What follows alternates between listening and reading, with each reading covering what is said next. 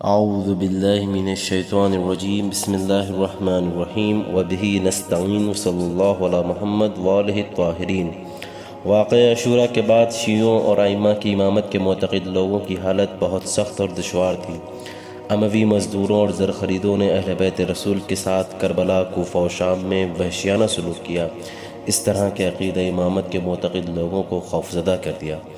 حقیقت میں عاشوراء اور توابین کی شورش میں شہید ہونے والے امام حسین علیہ السلام کے اصحاب کے بعد اب جو لوگ باقی بچے تھے ان میں اتنی ہمت و جرأت باقی نہیں بچی تھی کہ وہ یزید اور مروان جیسے ظالم و جابر حاکم کے خلاف حق کی آواز بلند کرتے۔ ہاں، کچھ بکھرے ہوئے بے سر و سامان خوفزدہ در حقیقت عملی طور پر راہ امامت سے منحرف شیعہ امام زین العابدین علیہ السلام کے لیے باقی رہ گئے تھے۔ امام سجاد علیہ السلام کی ذمہ داری ان شیعوں کو راہ ولایت و امامت پر واپس لانا اور ان کی حفاظت کرنا تھی۔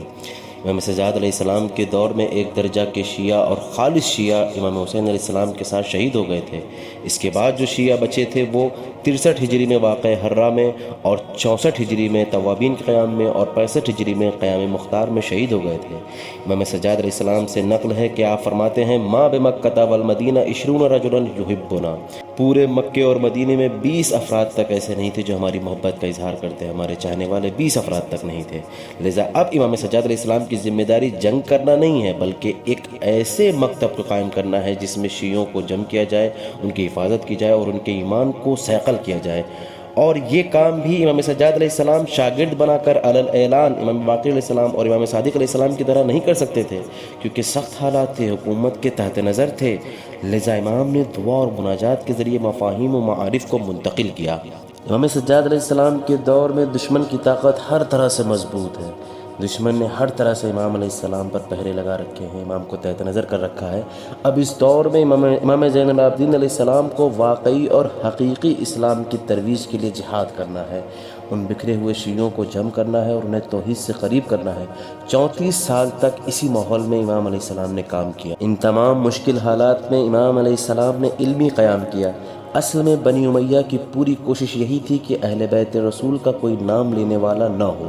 ان کو کوئی جاننے پہچاننے والا نہ رہے۔ اور تاریخ میں ملتا ہے کہ بنی امیہ کی دین اسلام سے دشمنی کی ایک دلیل یہ بھی ہے کہ معاویہ کی حکومت نے اکابر اسلام کو گالیاں دینے کا دستور نکالا۔ دمشق اور شام کے ممبروں سے 40 برس تک اہل بیت اور اکابر اسلام کو گالیاں اور ان پر سب و شتم کیا گیا، اور یہ صرف رسم کے طور پر نہیں بلکہ سنت بنا لی گئی۔ ابو عثمان جاہز نے اپنی کتاب میں لکھا ہے کہ کچھ لوگوں نے معاویہ سے کہا کہ اب تو تم اپنے مقصد میں کامیاب ہو گئے ہو، خدا کے لیے اب علی کی جان کو چھوڑ دو۔ معاویہ نے کہا ہرگز نہیں، یہ سب اس وقت تک ختم نہیں ہوگا جب تک کم سن بچے اسی راہ و روش پر تربیت نہ پا جائیں اور سن رسیدہ آخر عمر تک نہ پہنچ جائیں اور کسی کی زبان پر علی کی فضیلت نہ آئے۔ معاویہ کی اتنی بڑی سلطنت و حکومت کی یہ کوششیں تھیں، ان کی یہ آرزو تھی، مگر خدا کی شان جس کو وہ چاہے عزت دیتا ہے اور جس کو وہ چاہے ذلیل کرتا ہے۔ خدا جس کو عزت دے اسے کوئی ذلیل نہیں کر سکتا ہے، اور خدا جسے ذلیل کر دے اسے کوئی عزت نہیں دے سکتا ہے۔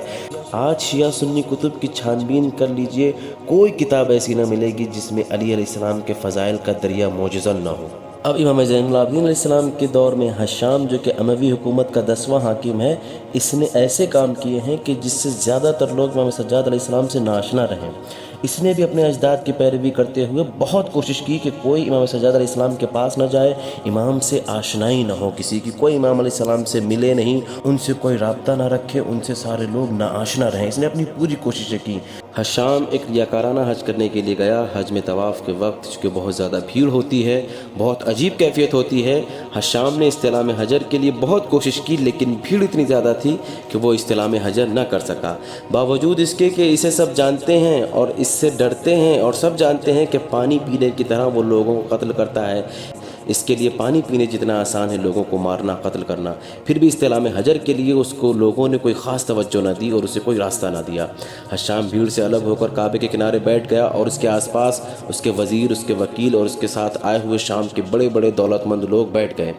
اب ایک مرتبہ دیکھا کہ حضرت سید الساجدین علیہ السلام تشریف لائے، اہل سنت حضرات نے یہ پورا واقعہ لکھا ہے کہ حشام استعلام حجر سے نا امید ہو کر الگ بیٹھ گیا، لیکن جیسے ہی حضرت سید الساجدین علیہ السلام آئے اس وقت امام علیہ السلام کی توصیف میں اہل سنت عالم لکھتے ہیں کہ وَكَانَ مِنْ أَحْسَنِ النَّاسِ وَجْهًا، لوگوں میں سب سے زیادہ خوبصورت اور پرہیبت چہرہ امام علیہ السلام کا نظر آ رہا تھا۔ بنی امیہ نے پوری کوشش کی کہ لوگ اہل بیت علیہ السلام سے دور رہیں، ان کے قریب نہ جائیں، کوئی ان کا نام نہ لے، پوری طاقت لگا دی، لیکن تاریخ نے لکھا کہ جیسے ہی امام علیہ السلام استلام حجر کے لیے آگے بڑھے، تنحى الناس، لوگوں نے ایک گلی اور کوچک کے مانند امام علیہ السلام کے لیے راستہ بنا دیا اور لوگ امام کے احترام میں خود پیچھے ہٹ گئے۔ اب جیسے ہی حشام کے ساتھ شام کے آئے ہوئے بڑے بڑے دولت مند لوگوں نے یہ منظر دیکھا تو انہوں نے حشام سے پوچھا کہ من ھذا الذی قد حابہ الناس ھذہ الہیبہ، یہ کون ہے جس کی ہیبت لوگوں پر اتنی زیادہ ہے؟ تو حشام نے امام علیہ السلام سے بغض و کینہ کی وجہ سے کہا کہ میں انہیں نہیں جانتا۔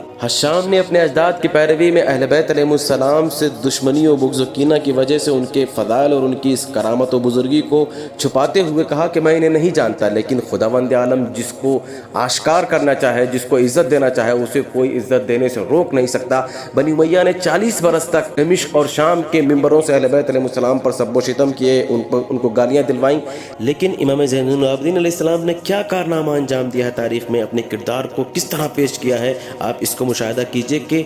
جب حشام نے کہا کہ میں انہیں نہیں جانتا، اس وقت فرزدق شاعر نے کہا انا عارفہ،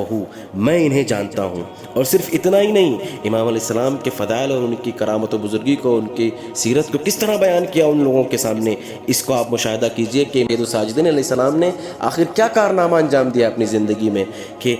فرزدق شاعر، ان کو بھی پتا ہے کہ حشام کتنا بڑا ظالم اور جابر ہے، وہ کس طرح امام علیہ السلام کے چاہنے والوں سے بغض و کینہ رکھتا ہے اور انہیں قتل کرتا ہے، لیکن فرزدق شاعر نے کیا کہا، انا عارفہ، میں انہیں جانتا ہوں۔ ھذا الذی تعرف البطحاء وطأتہ والبیت یعرفہ والحل والحرم، یہ وہ ہے جس کو وادی مکہ پہچانتی ہے اور بیت اللہ یعنی کعبہ اور حل و حرم سب ان کو جانتے پہچانتے ہیں۔ ھذا ابن فاطمہ ان کنت جاہلہ